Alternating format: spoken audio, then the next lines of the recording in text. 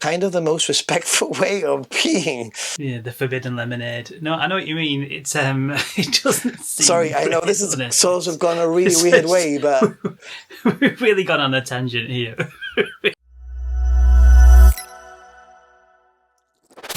Hi, I'm Nathan. Hi, I'm Alan. And we are And the J-Cast. The J-Cast. We're a bit delayed. Why are we delayed? I don't know why we're delayed. It doesn't matter. Let's keep it like that. Let's keep going. So nothing's perfect.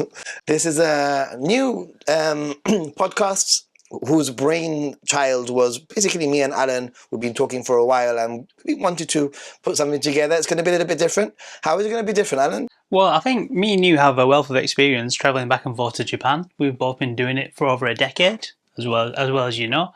And I think we don't have the same perspective of people of Japan that people do who probably live there and things like that. So we can offer some really good advice and have some really good conversations around what Japan is like for both of us.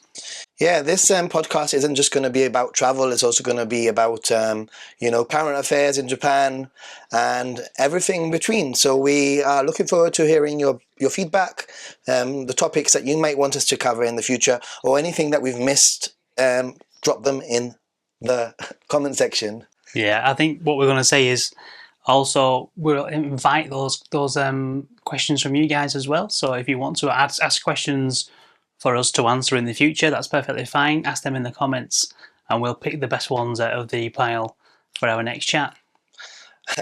So, who am I? I'm Nathan. You might know me as Ninja Monkey, and my voice is quite raspy because I've actually recovering from pneumonia. That's right. I've been kind of sick, but hopefully I'm on the mend. I am on the mend. And Alan, let us know about yourself. Yeah, so I'm also a content creator. I create content all about Japan. My name's Alan. You won't recognise me because my channel is a faceless channel. But I basically create content on Facebook, Instagram, Threads, etc. And I do photos and videos of Japan. Awesome. So let me know, what was your first experience of Japan? Let's everybody likes to know the first, the first Japan experience. Why Japan, Alan? Why? So why Japan for me? I was a young boy, which I'm not anymore. A young boy. I was a young boy. I was probably 7 or 8 years old. I'm clinging on to my 30s at the moment in time. But yeah, so 30 plus years ago, my father went to Japan on a business trip with work, and he came back with these tales of this land where all the people are really nice, the food's amazing, everything's incredibly clean, the trains always run on time, all things like that. And I was kind of hooked from a really young age, like 7 or 8, like I said. And then things like video game culture and, Japanese literature and woodblock prints and things like that. Fanned those flames for years. And then I finally got to go, just 10 years ago now, I finally got to go. And when I went, gosh, I loved it even more than I thought I would. So I've been going back ever since now. So 2015 was the first time I went. What about you, Nathan? When was the first time you went to Japan? I went to why Japan. For you? Me, Japan is kind of an interesting, similar-ish story, kind of. It was 2014 the very first time. But I'd actually planned on going to Japan the year that the big earthquake and tsunami hit. Was that 2011? I think it was. 2011, yeah. And that was a year that I was planning to go to Japan because about 2 years previous to that, one of my best friends went to Japan, and a group of friends actually went to Japan, and they invited me to go. But because of work commitments, I couldn't go, and they came back telling me all these tales and showing me all these photos of how amazing Japan was. And you know what? FOMO. That's basically why. Yeah, and FOMO. And I was like, I need to go to this place. I need to go to this place. And I went first time as part of a tour on my own. About, I think, 12 of us or something on this tour, strangers. And the last week of my trip, I made sure to be on my own. So I had some solo time. And I fell in love with the country. And I found this liberation. Like I felt liberated that I could actually do things on my own, and the rest is history. Well, I think that's a really good segue, that Nathan. It's great that you're a solo traveller and you really enjoy your time in Japan. But for me, obviously, I travel slightly in a slightly different group of people. So I travel with my wife most of the time, and we also take our kids.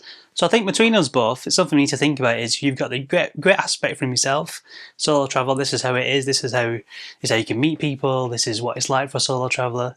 And then I've got the angle of if you've got kids, this is the best thing to do. So to keep them entertained on long flights, all that type of jazz. We've got a really good mix, I think, between us both there. I think it's definitely interesting how even my travels have sort of changed every year. I feel like even though I'm a solo traveler, my interests are different every single time I go to Japan. Is people go to Japan for anime or they go for whatever, and this year, for example, I'm kind of like becoming a little bit obsessed with Japanese castles recently, and I'm like Ooh, now thinking, like, you know what? I've done the 47 prefectures of Japan. I've traveled to Japan, I don't know how many times, 30 plus times now. And what's my next adventure? What's your next adventure, by the way? yeah. What's your bucket list adventure? So I've certainly not been to Japan as much as yourself, although I don't think many people have, to be honest. So for me, I want to explore more of Japan. I've done the Golden Route many times now, and even though the Golden Route is great, I want to see more of the country. So I think I'm either going to go up north, so places like Aomori, Mm, and maybe Akita Prefecture, places like that. yeah, beautiful. Or I may do the some further south islands as well. So move towards maybe Fukuoka and then do the island underneath. Mm. It feels like a nice place. I've seen some of those fantastic content that you've created, and those areas look absolutely amazing. So, as a fellow content creator, again, I've got FOMO now. I feel like I'm missing out, and it's the type of place I just really want to experience anyway. So, yeah, I think we'll probably do Fukuoka next, and then the island Mm. underneath. Is that Kyushu? Is that right? It's Kyushu. Kyushu, yeah, Kyushu. Yeah. I mean, me personally, like I said, I've completed the 47 prefectures last summer. And so where do you go from there? And a lot of people say, like, well, you've done Japan, so why stay in Japan? And the reality is that first of all, I feel like I need to hit the greatest hits of Japan. I think because I've been traveling through Japan and doing the prefectures over the last 10 years, you got to remember that some of those prefectures and some of those places I visited 10 years ago, and I haven't Yeah. really been back since, or maybe I haven't been back in 8 or 8 years. Apart from that, prefectures are big. I've only been in to some little locations. So I'm thinking that this Mhm. year, potentially, I might do a greatest hits tour around Japan, Yeah. choosing some of my favorite locations, and also including some castles, because I'm really digging castles for some reason this year. Yeah, and I feel exactly the same. I absolutely love Japanese castles. Managed to take my wife and kids to Himeji Castle Mm-hmm. earlier on in the year, and it was sorry, last year now. Apologies, it's 2025, isn't it? So in November last year, a whole 2 months ago, yeah, we spent 2 weeks in Japan, which is absolutely fantastic. And as part of that, we spent some time in Himeji Castle. So Nice. I think much like you were saying about the prefectures, where you've been to a prefecture, but you want to explore more of the place. For us, we really liked Himeji, but we only really spent time at the castle and the Mm. visitors centre. There's so much more there that Himeji offers that we haven't yet seen. So I think it's somewhere we'd really like to go back to. So also, as I get older, I do think that I have less energy. It is what it is. So It's only I natural. want to slow down a little bit, and I want to maybe, now that I've done all the prefectures, why not like stay in one place for 3 nights, 4 nights, maybe, like take it Mhm. easy and actually, deep dive into those places. Um, so that's what I'm thinking about what I might be doing in 2025. I have various trips planned. I will be going back and forth probably 4 times this year, but I usually do my big trip in summer when it's nice and hot and sweaty, which I know that you love so much. It's very hot and sweaty in summer. I don't know how you do it. It's probably worthwhile mentioning, Nathan. You know, a bit about where we're both from as well. That might be a good idea. So, Yeah. yeah, I don't know if you wanted to go first because you're more used to hot and sweaty climates than I am. So, Well, I am from Gibraltar, which is an overseas British territory, which is actually on the very south of Spain. And it's a very unique location in the sense that it's a Mediterranean climate. It's actually got a very similar climate to Okinawa in Japan, if you want to think of it like that. You look at the minimum temperatures in the winter and the summer, it's very, very similar. So a little bit kind of subtropical here. Like it's now January the something at the end of January now, and mhm. basically it was 20 degrees yesterday here. So it will get colder in February, but ultimately the difficulty about living in Gibraltar and getting to Japan is that it's easy, but it isn't straightforward. I will always have to do one layover. I will always have to get to an airport and do one or maybe two layovers, which really sucks because I really would love to be able to just rock up to London, Heathrow Airport, and just fly directly. Yeah. But hey, so what about yourself? Yeah, so obviously I'm English, in case you can't tell from my accent. I live in the northwest of England, near a place called Manchester, which I think a lot of people have heard of, in all fairness. So I live in Greater Manchester, probably about 20-30 minutes drive away from Manchester city centre. So I have a similar issue to you, Nathan, where even though I'm near a fairly big airport, which is Mm, Manchester Airport, there's three quite large terminals there. There are no direct flights for me at all to Japan. So again, I'm doing the hop to a hub somewhere in Europe mm. and then flying the generally one big flight from there. But So I've similar changed then. tact recently. Yeah, we're very similar, but I've kind of changed tact recently. I mean, because we can't fly over Russia anymore due to the ongoing issues that are there. Um, the flights from Europe, which would generally travel east, most did tend to fly over Russia. I think that's probably quite a fair statement. And now that's no longer the case, unfortunately. So yeah, so what I do is I take a short hub stop to somewhere such as Amsterdam, Hmm. London, maybe Paris, and a few other places as well. Places like Helsinki in Finland, which I know you've been to a few times, Nathan. Yeah, But now those flights are quite long. So the flight from the hub to Japan is quite long, maybe 11, 12, sometimes 13 hours, depending on whereabouts in Japan you go to. Yeah, those flights are quite long now. All the way to Japan. So I have looked into flying a longer flight initially, hmm, and then a small flight to Japan. yeah, So nice. my most recent flight was with a Chinese airline, which can still fly over Russia, Mm. and then a small flight from there to Japan. I flew from Manchester direct to Shanghai, That and then sounds Shanghai to pretty nice, yeah. actually. I mean, to be honest, when it It's comes actually to not that. It's not flights, that bad. yeah, when it comes Mm. to flights for me, it's all about cost and convenience and layover time. A lot of the times when I'm flying to Japan, I only have a week, so I need to make sure that I get to Japan as quickly as I can, and I leave Japan as late as I can to make it back to work. Mm. So a lot of the time, it's just a matter of who can I fly with that meets my criteria. And Yeah. from my experience, most budget airlines are quite similar.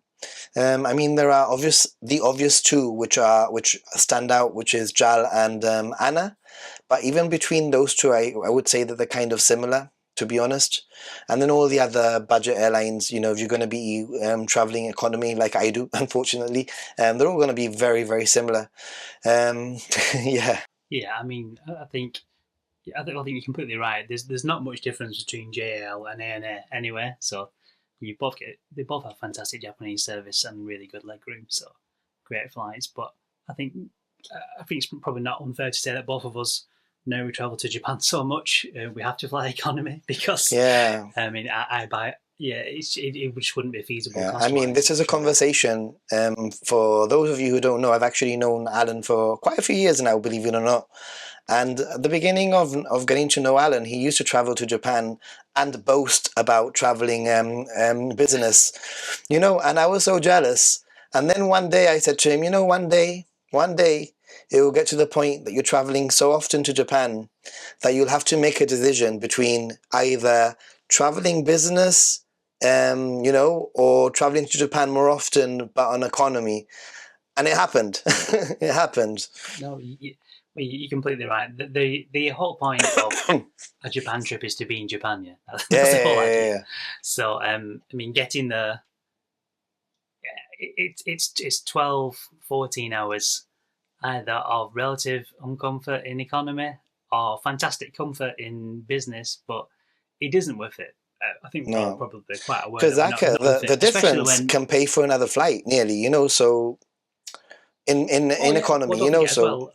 Yeah, well, also I may have to buy four tickets. So yes, so yeah, it's the same issue times four, unfortunately. So yeah, I mean, we may travel once a year in business, but not that much at all anymore. Generally, just economy all the yeah, time, and it is what it is. Which is why those, I think, there's a really good point you made, Nathan. Those getting a shorter connection and just getting to Japan is key. Shorten the that's time it. door to door, I mean, from your house all the way to your place in Japan. that's what I would Yeah. say. I mean, what are you comfortable with, really? As I'm a veteran traveler now to Japan, so I know what my criteria is. My criteria is very simple. I need to leave. If I finish work on a Friday, I need to be on a Saturday flight to Japan in the morning so that I can get to Japan preferably before 2 p.m. So that I can make the most of the Sunday, and then leave on the Sunday or the Saturday, but as late as possible. Sometimes even like a midnight, arriving on the Sunday in the morning. Maximizing my Yeah. time is my priority, really, not the airline at the moment. Anyway, I have a story that's sort of been popping up in the lately in social media and the news, and it's quite an interesting one. It's not new, but it's this whole, Japan's aging population and the Mm-hmm. fact that there's old people, especially women, I believe, who are committing crimes so that they can go to prison. Have you heard about this? Oh, yes, I have heard about that actually. Yeah. So basically, they just try. They're old and lonely, or maybe slightly infirm, or for whatever reason, they're committing these crimes so they get 3 meals a day and all that type of stuff, Yeah, and yeah. live in a communal place. Yeah, it's It's tough. it's tough, but it's a very real like issue that I think Japan is currently like facing. And one of the things that I was reading, and I was doing a little bit of research for this podcast, and one of the things that popped up is that if you're an old person in Japan and you don't have family because your family's died, and you don't have friends because your friends have died, and you're alone, you're literally alone, you're lonely, Yeah. and your option could potentially be, if I go to prison, or if I go to jail, then somebody will look after me. I'll get food. I'll have air conditioning, possibly, and I'll Mm-hmm. even have better medical care. And if I die, and this is the big one, if I die, then I won't die alone. And Yeah. the example that I saw was these older people. They go to a store and they steal, or they go to a house and they break in or whatever. And if they don't get caught, then it's a win, because they've stolen something and they don't have money, and it's a win. But if they get Mm. caught, it's also a win. So it's this cycle Yeah. that is very, very, very sad, So what's Yeah. Of course. I think it's pretty well known that Japan has some very deep rooted like socioeconomic issues, and some of those are like almost increased by the amount of the aging population that Japan has. People are I mean, in Japan, it's really strange. It's country-wise, there's not a lot of places to farm and stuff. So the places that are, like the Kanto Plain and things like that, are absolutely covered with farms. People are moving towards cities for all the work, and they're leaving their elderly behind. There's Mm. quite a lot of ghost towns in Japan. Unless you either become a tourist attraction or something else, these towns are just fading away, and it's horrible really to think about. There's the people who are left behind don't have anybody to turn to. So I mean, I there's some really just good outreach programs. Yeah, yeah, go on. yeah. That I've just found an article here, 22nd of January 2025. Japan's loneliness epidemic is so bad that elderly women are committing crimes to find friends and healthcare in prison. That's the title of this, you know. Um, Yeah, and also, I was reading how they've even created some prisons, I believe, for people who are 60 or 65 and older. Some specific institutions oh, for older elderly people, prisons. Yeah, elderly prisons in Japan. You know, like yeah. It's just sad that it's got to this point, isn't it? Unfortunately, this is the whole thing. I mean, no country's perfect by any stretch of the imagination, but I think a lot of us, especially Westerners, have this dreamy view of Japan, like it's an absolute perfect place. But it can't be when things like this are happening. So it's something that needs to be spoke about. I think. yeah. I mean, like Japan is an amazing place as a tourist, but there is this underlying layer that's there that tourism doesn't see. Yeah. Now, I don't live in Japan, you don't live in Japan, so we're looking at this through a different lens, I think, than a lot of people that I know that cover this, that live in Japan. Wanted to read this also. It says here that there's some economic cooperation and development that reports that 20% of people aged 65 or over in Japan live in poverty. Wow. 20%, dude. Theft is the most That's common massive, crime. especially Yeah. yeah. If you think about the size of Japan's aging population as well, it's more heavily weighted, isn't it, towards the elderly? So that's absolutely a massive amount of people. I think there's 120 million people in Japan. Something like that, So yeah. yeah, that's unbelievable. Wow, wow, wow. So very, very real. And actually, more recently, I've been traveling to neighborhoods in Tokyo for, creating content or whatever that are less visited neighborhoods. Very, I Hmm. highly recommend that you do this if you're in Tokyo, by the way. Once Yeah, obviously visit all the main sites, Shibuya, Shinjuku, and all that kind of thing, because they're great locations. But take a moment to go to a more local neighborhood, and first thing that you notice is number one, there's a lot of old people. Like it's kind of very evident the amount of old people hmm, that there are, and number two, there are no tourists. Um, it's very unique situation to be in as a tourist. yeah, Have you been yeah. to No any other any tourists locations around. like that? Yeah, sure. So I was just thinking about whilst you were talking, I was thinking about two places I visited recently that I kind of like that. There's a place not too far from Shinjuku actually, but it's not really on the map. A lot of people don't really talk about it. It's a place called Yotsuya. I don't know if you know Mm-hmm. Yotsuya, Yeah, Nathan. yeah, So it's a little bit further. It's basically past, if you know Shinjuku Goen National Park. yeah, It's the yeah. other side of that almost. Yotsuya is a really nice place. We stayed there for a week. Sometime last year. We stayed there for a week in I think May last year, and it was really nice. It's a lovely place, not too far from Shinjuku and stuff. But yeah, there's next to no other tourists around at all. There was Yeah. nobody else there. We stayed in an Airbnb hotel, an Airbnb property, sorry. So it wasn't even as if we were in a large hotel with other tourists. It was just us and nobody else. And the same thing, Well, just like you said, lots of old people around all the time. and also some of the like cafeterias, etc., are run by these older people. And I went to this little cafeteria where, to be honest, it was one of the best experiences I've ever had. To be honest, because it was this little cafeteria up on the second floor in Japan. The second floor is a first floor, up these Yeah, steps, and there was a bar. And obviously, the only thing that they made was coffee and sandwiches was literally the only thing that they specialized in or whatever. The old man, I asked for a coffee, and the old man roasted the coffee, but like using like a frying pan or something, like old style. I've never All seen right.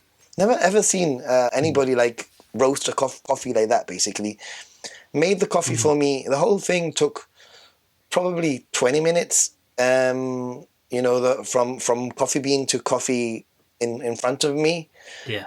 But Mm-hmm. watching these two very elderly, I'm guessing in their 80s, sort of, like individuals who were still running Yeah. this cafeteria in Tokyo, put all their passion and, most importantly, all their skill and experience into making this perfect cup of coffee, I have to say, was Mm-hmm. beautiful. So don't underestimate the power of old people, like they have all that I experience. think. Well, you're right with that. That's something that Japan does really well. They have these jobs called grey jobs, don't they, in Japan, which are basically jobs for the elderly. You'll see like security guards in lots of places. They're like elderly gentlemen, or people guarding like not guarding, but like looking after like an exit of a hotel type of thing. With those flashing, like almost like little mini lightsaber things. Yeah, yeah, yeah. Those are like the generally great jobs. But you're right. I mean, Japanese people are always so passionate about what they do. I'm not really surprised that it was some of the best coffee you've Yeah, had there, one of the best it's experiences you've like, had yeah. there. I mean, like, but there's the other side. About a year and a half ago, I helped Oriental Pearl film a video about homelessness, and Mm-hmm. and through that video, filming that video was quite an experience because number one, um, she got. I don't want to use the word sexually assaulted, but she got verbally sexually assaulted by a homeless man, which Yeah. we're thinking might have even been Yakuza or something in the past or something like that, because he was wearing a glove, Yikes. which Mm-hmm. So Mm-hmm. he was very, very, very disgusting towards us, and it was not pleasant at all to be in that situation. Even as somebody who didn't speak Japanese very well, or somebody who didn't understand the whole thing that was going on, I could feel it. I could see that there was something jokey but nasty at the same time. And Yeah. in that area, there was a lot of old people, a lot of poverty. Don't forget that we did go to an area specifically looking for homeless people. So that's Mm-hmm. probably part of the reason. But there was a few things that Yeah. I noticed, and that was tipping grounds, like areas of illegal rubbish tipping that a lot of tourists don't see. But there are these areas that are upon research basically, and it's not done by the homeless people or anything. It's done by a lot of Japanese people who just don't want to pay the fees that for the rubbish company to take Recycling. away Yeah. their like old furniture or whatever, and they just tip it somewhere. Happens all around the world, but it also happens in Japan. But one of the Mm-hmm. things that I saw, which I will never forget, because even this is the most Japanese thing that I've ever seen. When I've been traveling around Europe, I've seen homeless people pee in. Have you seen homeless people pee? Like, Yeah. you know I what I mean? suppose. Yeah. Yeah. Yeah. Of Like course. against a Mm-hmm. wall or in the bush or Mm-hmm. whatever. But in Japan, I found on the floor bags of pee. Oh. So Right. so so these people, instead of like peeing into the street or peeing into the bush, they actually peed into a bag and sealed it and threw it Mm-hmm. in the tipping ground, which was both disturbing but also kind of the most respectful way of peeing, if that makes any Yeah. sense, like. Yeah, the forbidden lemonade. No, I know what you mean. It's it doesn't seem Sorry, I know this great, is does it? sort of gone a really It's weird just, way, but we've really gone on a tangent here. it's true. I mean, I think I even have footage. If I find the footage, I'll put it up, because it was Well, literally a bag of pee. well, I think it's useful that we're being honest about travel to Japan as well. It isn't always sunshine and rainbows, is it? It isn't always everything's going really well. I saw something that I really wish I hadn't seen in a place called Takodana Baba in Tokyo Okay, earlier yeah. on in the year. So, last year now again. Sorry, I forget it's 2025 still. So basically, there was in Takodanababa where the main like entertainment area is. There's a river that runs along the side, like adjacent to Takodanababa. And basically, we were crossing like a little bridge towards the area, and there was a guy just peeing off the bridge. Literally just having a wee straight off the bridge. And I'm kind of walking past him with my kids. So I'm like, oh, that's not really so good, is it? In all fairness, so yeah, we have to be honest. What Japan travel's like, we do see it with rose-tinted glasses quite often, and that's the type of stuff that it was in the UK I would be really unhappy with. So, but ultimately, it's useful Alan, to be truthful. Ultimately, I mean, we're bringing up experiences. I've only seen a bag of pee once in 10 years. You know what I mean? Like, I'm bringing up something from 10 years of multiple trips to Japan, going to a very specific area in Tokyo also. So on balance. So you need to balance well, everything. On balance then, it's okay. Yeah. So you are over 99% favourable experiences. That's what you're saying. So yeah, it's I'm exactly the same. Those things, the odd thing that I didn't like to see really doesn't outweigh the years and years of good times that we've had in Japan. So I do think it has got a bit more rough and ready over the last few years, though. I don't know if you agree or not. So 10 years ago, you were probably one of the few foreigners there and stuff. And yeah, there's definitely a lot more foreigners, but I'd say so many. Realistically, I think that with tourism, comes a whole lot of positivity and some negativity too. It is what it is. Every country has gone through this tourism boom. It's not something that other countries haven't gone through. The only thing is that Japan is going through it, what it feels like it's going through it now. But Spain went through it in the 90s, with all sorts of... Places like France have massive tourism, don't they? France has 100 million tourists a year, apparently. France. 100 million a year. I couldn't believe that number when I saw it, but apparently so. And Spain was something crazy also. And people complain about Japan having 35 million last year. So it is teething problems. I think Japan is putting things into action. I think tourists are becoming wiser. I hope they are. I think they're traveling further away from the Golden Triangle. Well, yeah, we said. I think that's one of the major problems, though, that people are all in the same place. That everyone's in Golden Gate on Friday night. Everyone's walking across Shibuya Scramble. Everyone's in Shibuya 109 type of thing.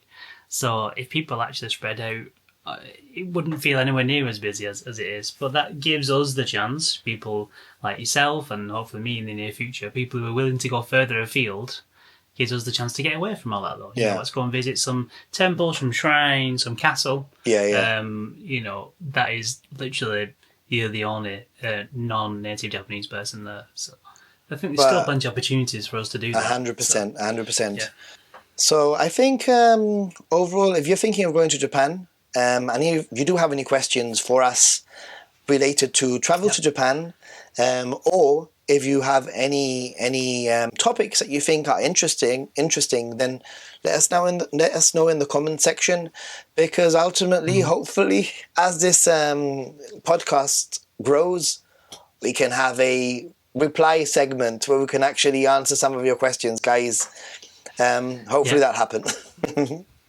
Yeah, I think, we're trying to invite that back and forth, aren't we, from the audience here. So we really want to know what you guys think about this type of stuff. Is Japan overcrowded? Is everybody in the same place? Yeah. Do you have the same issues travelling to Japan that we do? You always multiple flights. Let us know what your craziest Japan travel story has been. Like, I saw a bag of pee. What have you seen in Japan? It can't be any worse than the forbidden lemonade.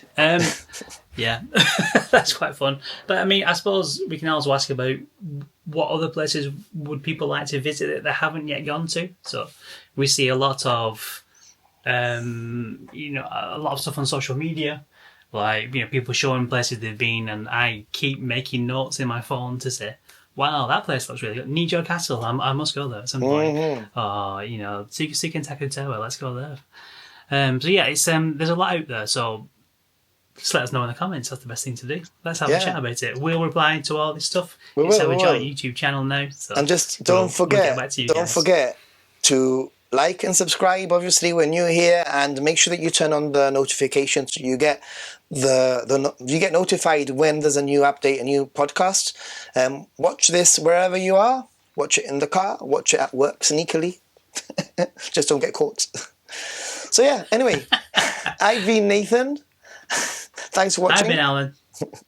And see you in the next everybody, one. And we'll see you in the next one. Bye.